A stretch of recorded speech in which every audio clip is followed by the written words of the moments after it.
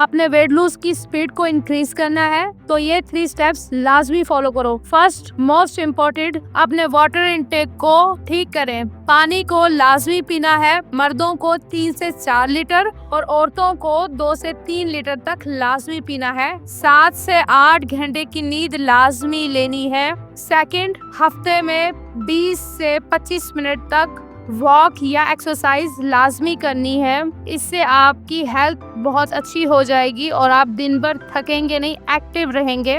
Third, अपनी diet में protein का इस्तेमाल लाजमी करें। जो भी आप आसानी से प्रोटीन ले सकते हैं वो लाजमी लें। इन स्टेप्स को फॉलो करो और रिजल्ट खुद देखो। तो प्रोटीन ऐड करो और रिजल्ट खुद देखो। और वेट लॉस के लिए मेरे चैनल को लाजमी फॉलो करें। वीडियो देखने का बहुत बहुत शुक्रिया। अगर आपको ये वीडियो अच्छी लगी हो तो लाइक करके और कमेंट करके ज़रूर बताइएगा।